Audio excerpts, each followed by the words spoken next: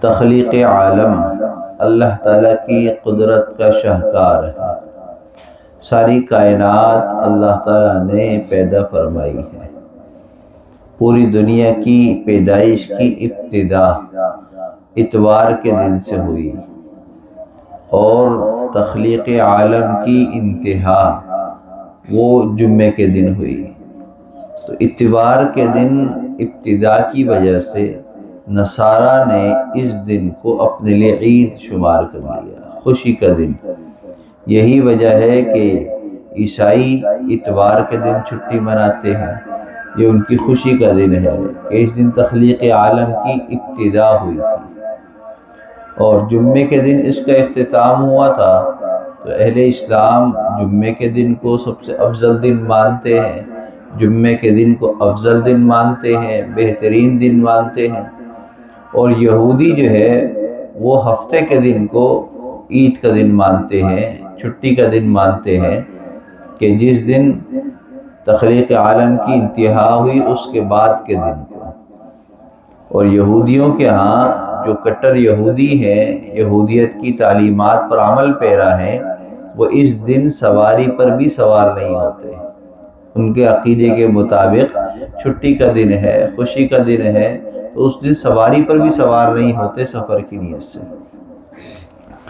اسلام میں جمعہ سید الایام ہے، اور اسلام سے قبل اس دن کو یوم العروبہ کہا جاتا تھا۔ عروب کہا جاتا ہے عظمت کو، یوم العروبہ عظمت والا دن۔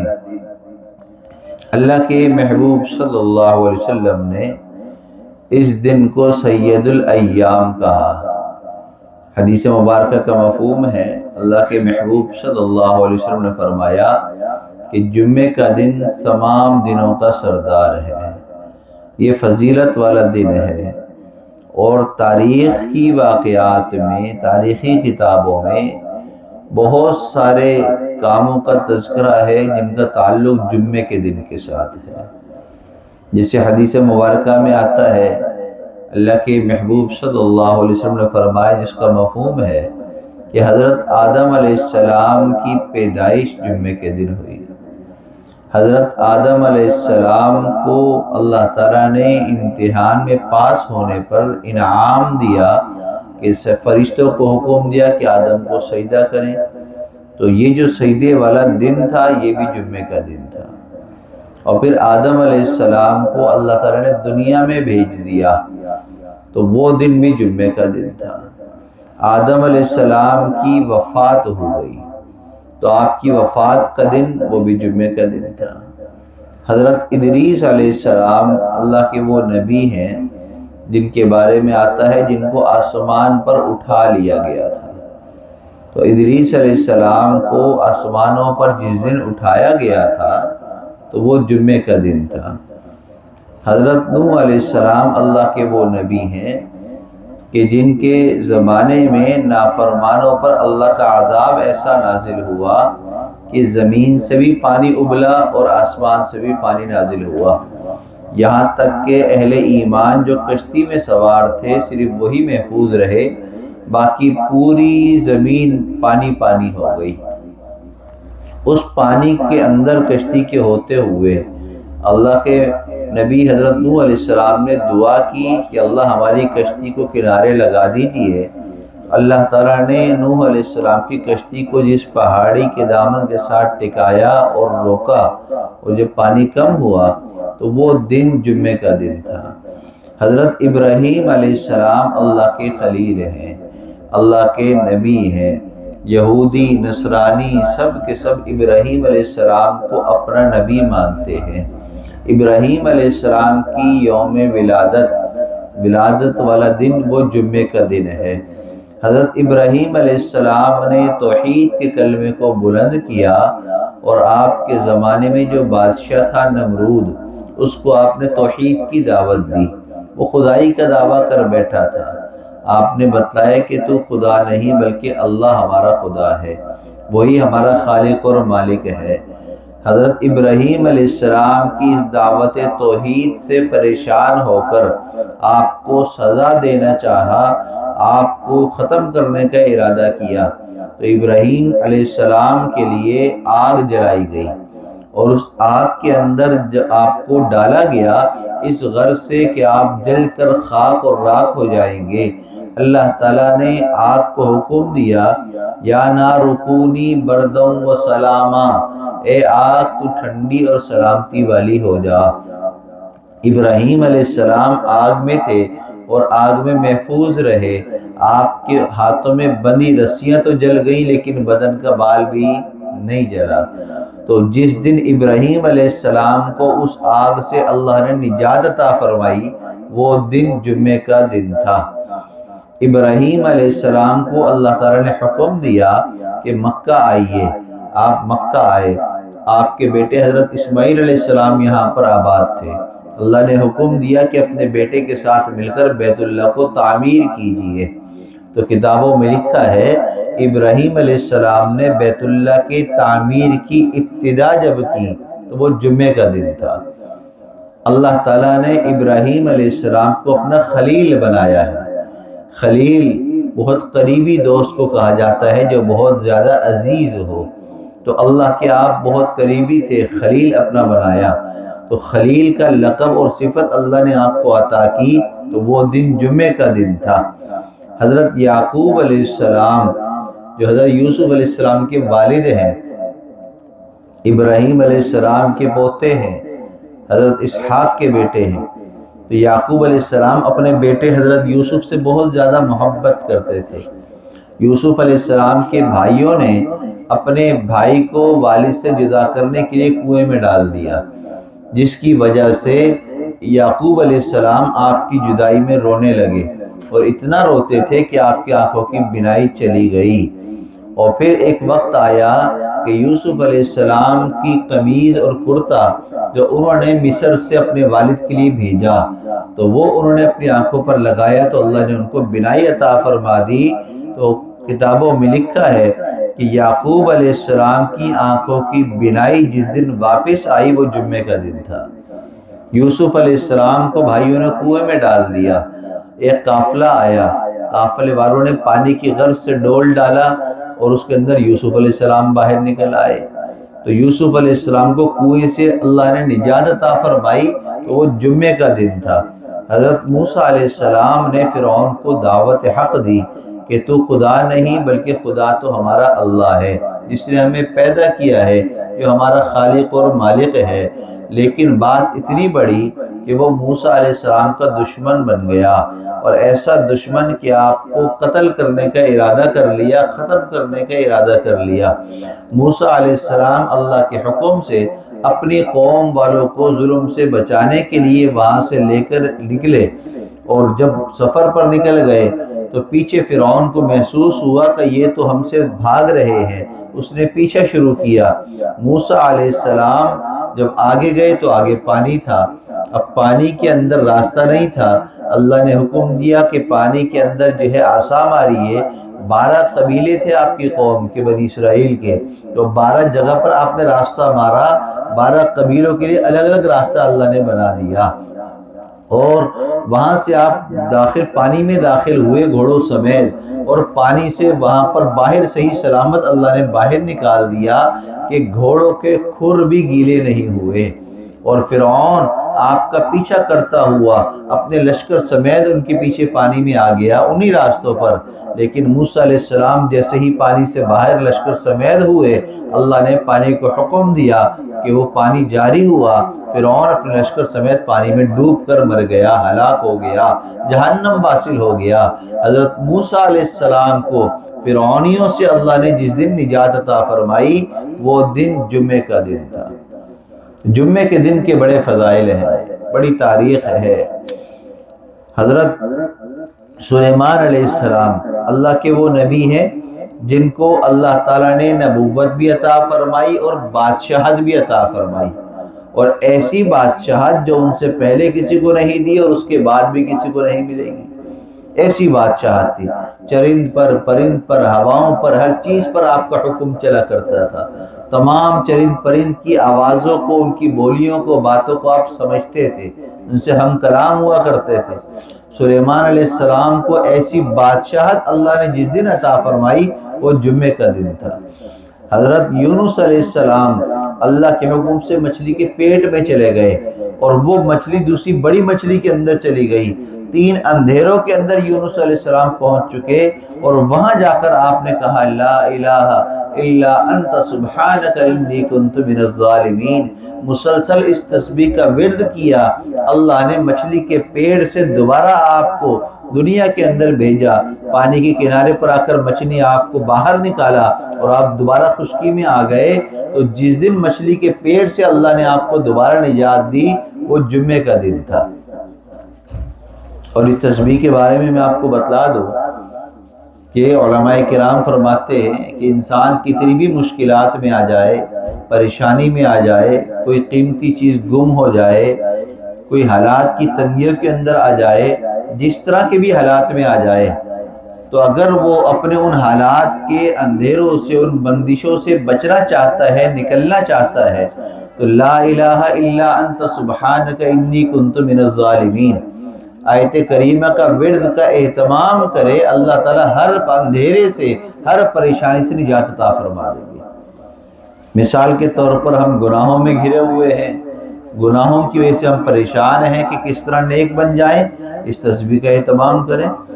گھر کے اندر مسائل ہیں، بے روزگاری کی وجہ سے پریشانی ہے، روزگار اپنا اچھا نہیں ہے، لا الہ الا انت سبحانک انی کنت من الظالمین اس تسبیح کا اہتمام کریں، اللہ اچھا روزگار عطا فرما دیں گے، اس پریشانی سے نجات عطا فرما دیں گے۔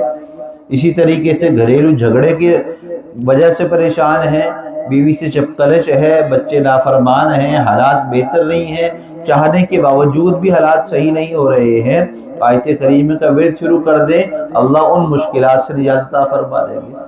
جس طرح کی بھی مشکل ہوگی آپ اس کی نیت کر کے اس تسبیح کا اہتمام کریں، اور کس طرح کریں؟ روزانہ کی بنیاد پر کریں۔ اگر ہر نماز کے ساتھ ہو سکے تو ہر نماز سے ایک تسبیح پڑھیں، ورنہ صبح شام کر کر ایک تسبیح کا اہتمام کریں، انشاءاللہ اللہ ضرور جلد از جلد ان پریشانیوں سے نجات عطا فرما دے گا۔ حضرت عیسیٰ علیہ السلام کی ولادت باسعادت جمعے کے دن ہوئی، اور سب سے بڑی اسلام کی جنگ جس میں اللہ نے مسلمانوں کو فاتح بنایا، کفار 1000 کا لشکر لے کر مسلمانوں کو صف ہستی سے مٹانے کے لیے آئے تھے، مدینہ کی طرف حملہ آور ہوئے تھے۔ اللہ کے حکم سے اللہ کے محبوب نے 313 صحابہ کرام کی جماعت کو لے کر میدان بدر میں ان کا مقابلہ کیا، اللہ نے آپ کو فتح عطا فرمائی، اور یہ وہ جنگ ہے، یہ وہ لڑائی ہے جس میں صحابہ کرام نے فرشتوں کو آسمان سے اترتے ہوئے اپنی آنکھوں سے دیکھا تھا۔ سب سے بڑی اسلام کی جنگ یہ کہلاتی ہے، اس کو غزوہ بدر کہا جاتا ہے۔ یہ جنگ جس دن ہوئی، جس دن اللہ نے فتح عطا کی، وہ جمعے کا دن تھا۔ جمعے کا دن بڑا فضیلت والا دن ہے، اسلام میں اس کو سید الایام کہا جاتا ہے، دنوں کا سردار، سب سے افضل ترین دن ہے، قبولیت والا دن ہے، اور اللہ کے آگے گڑ گڑانے اور مانگنے کا دن ہے۔ اللہ کے محبوب صلی اللہ علیہ وسلم نے فرمایا جمعے کے دن ایک گھڑی قبولیت کی ہوتی ہے، ایک گھڑی قبولیت کی ہوتی ہے۔ اب وہ گھڑی کون سی قبولیت کی ہوتی ہے؟ مختلف مواقع پر مختلف آپ نے ارشادات فرمائے، جس سے معلوم یہ ہوتا ہے کہ جمعے کے خطبے کا جو وقت ہے یہ قبولیت کا وقت ہے۔ بعض روایتوں میں آتا ہے کہ جمعے کی نماز کے بعد جو وقت ہے یہ قبولیت کا وقت ہے، اور بعض روایتوں سے معلوم یہ ہوتا ہے کہ جمعے کی نماز کے بعد عصر کی نماز جو ہے، تو عصر سے مغرب تک کا وقت یہ قبولیت کا وقت ہے۔ تو مختلف اوقات ہیں، دوران خطبہ قبولیت کا وقت ہے۔ اب اس کی وجہ سے بہت سارے لوگوں کو دیکھا گیا ہے کہ خطبے کے دوران دعا مانگ رہے ہوتے ہیں، حالانکہ خطبے کے بارے میں حکم یہ ہے کہ جب خطیب خطبہ دینے کے لیے ممبر پر آ جائے تو پھر اس کے بعد کوئی بھی عمل اختیار نہ کیا جائے، چلنا پھرنا، بات کرنا، بال سنوارنا، اپنے آپ کو صحیح کرنا، بدن کو حرکت دینا، ہر چیز سے منع کر دیا گیا کہ اب خطیب خطبے کے لیے آ چکا ہے، لہٰذا اب کوئی کام نہ کرے۔ یہاں تک کہ نماز کی نیت باندھنا بھی منع ہے۔ کوئی پہلے سے نیت باندھ کر نماز پڑھ رہا ہے تو اس کے لیے حکم ہے کہ جلدی سے نماز کی تکمیل کر لے، تاکہ بہت زیادہ دیر اس کو اس میں نہ لگے۔ چاہے جائے کہ ہم ہاتھ اٹھا کر دعا مانگیں یا کوئی اور عمل اختیار کریں، اس کی کیسے اجازت ہو سکتی ہے؟ اور کوئی اگر ایسا عمل کر رہا ہے خطبے کے دوران، بات کر رہا ہے، نماز پڑھ رہا ہے، کوئی بھی عمل کر رہا ہے، اس کو اشارے سے روکنا بھی منع ہے، کیونکہ اس کو روکنے کے لیے بھی حرکت کرنی پڑے گی۔ فرمایا کہ کچھ بھی نہ کرو، بس اب امام کی طرف اب آپ کو دیکھنا ہے بس۔ اور خطبے کے وقت کا مسنون طریقہ کیا ہے کہ بعض لوگوں کو دیکھا ہے کہ پہلا خطبہ شروع ہوتا ہے تو یوں نیت باندھ کر بیٹھتے ہیں، پھر دوسرا خطبہ شروع ہوتا ہے تو یوں ہاتھ کر لیتے ہیں۔ تو یہ پہلے خطبے کے وقت میں نیت باندھنا اور دوسرے کے خطبے کے وقت میں ہاتھ کو چھوڑ دینا، یہ مسنون عمل نہیں ہے، نہ کسی حدیث سے ثابت ہے، نہ صحابہ کے عمل سے ثابت ہے، نہ اس کے بعد تابعین تبع تابعین سے ثابت ہے۔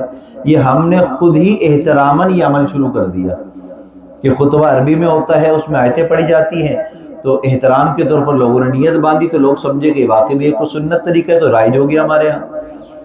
چونکہ دین ہم سیکھتے کم ہیں، دیکھ کر چلتے زیادہ ہے، تو سنا سنایا دین نہیں ہے، دیکھا دکھایا دین نہیں ہے۔ ہمارا دین تو منقول شدہ ہے، ہماری زندگی کی ہر بات، ہر عمل، ہر قول وہ منقول شدہ ہے۔ اللہ تعالیٰ نے جبرائیل امین کے ذریعے اپنے محبوب تک پہنچایا، آپ کے محبوب نے صحابہ میں اور صحابہ کے ذریعے ہم تک پہنچا ہے۔ ایک ایک چیز ہمارے پاس لکھی ہوئی موجود ہے، ایک ایک چیز سینہ در سینہ دلائل کے ساتھ ہمارے پاس موجود ہے۔ لہذا جس چیز کی دلیل نہیں ہے، جس کا کوئی ثبوت نہیں ہے، کوئی واقعہ نہیں ہے، تو ایسی چیزوں کو دین کا حصہ بنانا یہ بدعات ہے، یہ رسومات ہیں، یہ خواہشات ہیں۔ لہذا اپنے آپ کو ان چیزوں سے ہم دور کر لیں کہ ہم نے ان چیزوں پر نہیں چلنا، جو چل رہا ہے اس پر نہیں، جو دین ہے اس پر چلنا ہے۔ لہذا خطبے کے وقت مسنون عمل کیا ہے؟ فرمایا کہ جب خطیب خطبے کے لیے منبر پر آ جائے تو اس کو دیکھیں۔ اور ایک حدیث مبارکہ کا مفہوم یہ ہے کہ خطیب جب خطبہ دے رہا ہو تو اس کو دیکھنا، اس کی زیارت کرنا اتنا ہی ثواب اللہ عطا کرتے ہیں جیسے بنی اسرائیل کے انبیاء کو دیکھنے کا اللہ ثواب عطا فرماتے ہیں۔ کیوں؟ اس لیے کہ اللہ کے محبوب نے فرمایا العلماء ورثۃ الانبیاء، علماء انبیاء کے وارث ہیں۔ تو وارث کی جب زیارت کریں گے علم کی نسبت سے تو اللہ اس پر بھی نبیوں کے دیدار کا ثواب عطا فرماتے ہیں۔ تو خطبے کے وقت میں خطیب کو دیکھنے کا حکم ہے۔ ہم آنکھیں بند کر لیتے ہیں، ہم سر جھکا لیتے ہیں، یہ سر جھکانے کا وقت نہیں، سر اٹھانے کا وقت ہے۔ یہی وجہ ہے کہ آج فلسطین کے حالات کیا ہیں اور ہم سر جھکائے ہوئے ہیں، ہم سجدوں میں پڑے ہیں، ہم دعاؤں میں لگے ہیں۔ یہ تو جہاد کا وقت ہے، یہ تو کھڑے ہونے کا وقت ہے۔ ہم کھڑے کیسے ہوں گے جب ہم نماز کے لیے نہیں کھڑے ہو پاتے؟ جہاد کے لیے کیا کھڑے ہوں گے؟ ہم بستر کو نہیں چھوڑ سکتے نماز کے لیے تو ہم کفار کے مقابلے کے لیے کیسے کھڑے ہوں گے؟ جب ہم آپس میں ایک دوسرے کو معاف کرنے کے لیے کھڑے نہیں ہو سکتے، سینہ لگانے کے لیے کھڑے نہیں ہو سکتے، تو اپنے مسلمان بھائیوں کے کٹنے پر ان کی ہم حفاظت کے لیے کیسے کھڑے ہوں گے؟ ہم کیسے مسجد اقصی کے لیے کھڑے ہوں گے؟ اور یہ سارے حالات ہمارے ہوتے ہوئے ہم یہ گمان لے کر بیٹھ جائیں کہ دجال آئے گا تو ہم اس کے خلاف جہاد کریں گے، تو یہ تو ایک بچکانہ بات ہے، فضول بات ہے کہ جب نماز نہیں پڑھ سکتے، قرآن نہیں پڑھ سکتے، دین کو سیکھ نہیں سکتے، دین پر عمل نہیں کر سکتے، تو جہاد کیا کریں گے؟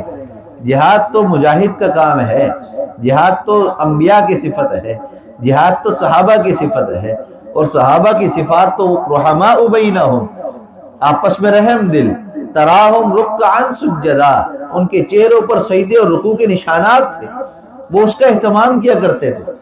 یبتغون فضلا من اللہ ورضوانا، وہ اللہ کی رضا کو ہر وقت طلب کیا کرتے تھے کہ ہم ایسا عمل کریں جس سے اللہ ہم سے راضی ہو جائے، اور ہم کیا کرتے ہیں؟ لوگ راضی ہو جائیں۔ ہم داڑھی اس لیے نہیں رکھتے کہ بیوی راضی رہے، ماں راضی رہے، باپ راضی رہے۔ نماز کے لیے اس لیے فجر میں نہیں اٹھتے کہ اماں راضی رہے، اپنا نفس راضی رہے۔ شادی کے اندر اس لیے دین پر عمل نہیں کرتے کہ لوگ خاندان راضی رہے، برادری راضی رہے۔ اگر ہم نے شریعت پر عمل کیا، سادگی کے ساتھ نکاح کیا، ہم نے پارٹیشن کیا، خواتین کو اس میں رکھا، الگ رکھا، مردوں کو الگ رکھا، تو برادری آئے گی نہیں، آئیں گے تو ناراض ہو جائیں گے۔ اب مجھے بتلاؤ، جب ہم لوگوں کے لیے سب کر رہے ہیں تو جہاد تو لوگوں کے لیے نہیں ہوگا، وہ تو اللہ کے لیے ہوگا، تو اللہ کے لیے کیسے کھڑے ہوں گے؟ بتلائیے مجھے ذرا۔ تو رمضان کا مہینہ اللہ نے اپنی رحمت والا مہینہ ہمیں عطا کیا ہے، معافی والا مہینہ عطا کیا ہے۔ آج آخری جمعہ ہے، اگلے جمعے سے پہلے عید آ جائے گی، تو رمضان آئیے بابرکت دن، ویسے ہی جمعے کی برکتیں میں نے آپ کے سامنے بیان کی بہت زیادہ ہیں، پھر رمضان کا مہینہ ہو تو برکت اور بڑھ جاتی ہے، قبولیت اور بڑھ جاتی ہے۔ تو آج ہم اللہ سے خوب لگ کر معافی مانگیں اور کہیں کہ اللہ بس بہت ہو گئی، بڑے گناہ ہو گئے، بہت بے دینی والی باتیں ہو گئی، اب دین پر عمل کرنا چاہتا ہوں، اللہ آپ قبول فرما لے، آپ مجھے صحیح راستے کی ہدایت عطا فرما دے، مجھے صحیح دین کی سمجھ عطا فرما دے۔ اللہ سے مانگیں۔ اللہ 70 ماؤں سے زیادہ محبت کرتے ہیں۔ دنیا کی ماں سے کچھ مانگ لو تو وہ بھی 1-2 دفعہ منع کر کے دے دیتی ہے، بعض دفعہ کہتی ہے کہ ابھی تمہارا ابا گھر پر نہیں ہے، ابھی لے لو، وہ آئیں گے تو ڈانٹیں گے، غصہ ہوں گے۔ یہ ماں کی محبت ہوتی ہے کہ وہ اپنی محبت کا اظہار چھپ چھپا کر رہی ہوتی ہے۔ بچے کی پسند کی چیز تھوڑی دیر کے لیے اس کو پکڑا دیتی ہے، اس کو دلا دیتی ہے، یہ اس کی محبت کا اظہار ہوتا ہے۔ یہ اس کی محبت ہوتی ہے کہ سخت سردی کے اندر بچہ پیشاب کر دے تو اپنی نیند قربان کر کے اس کو صاف کرتی ہے، وہ گندگی میں لسڑا ہو تو اپنے کام کاج چھوڑ کے اس کو صاف کرتی ہے۔ ماں تو اتنی اپنے بچے سے محبت کرتی ہے، اللہ کے محبوب نے فرمایا اللہ اپنے بندوں سے 70 ماؤں سے زیادہ محبت کرتے ہیں۔ ایک ماں کی محبت اتنی غالب ہے، 70 ماؤں کا کیا حال ہوگا، اس کی محبت کا مجموعہ کیا ہوگا۔ اللہ نے عرش پر لکھوایا ہوا ہے ان رحمتی وسعت علی غضبی، ان رحمتی غلبت علی غضبی، فرمایا کہ میری رحمت میرے غصے پر حاوی ہے، میری رحمت میرے غصے سے زیادہ ہے، لہذا تم میری رحمت کے طلبگار بن جاؤ۔ اللہ کی رحمتوں والا مہینہ ہو، اللہ کی رحمتوں کو مانگ رہے ہو، یقیناً رحمت کی بارش ہو جائے گی، اور جب رحمت کی بارش ہوگی تو ہم معافی مانگیں، اللہ معاف کر دے، اللہ معاف کر دیں گے۔ اللہ کے لیے کیا مشکل ہے معاف کر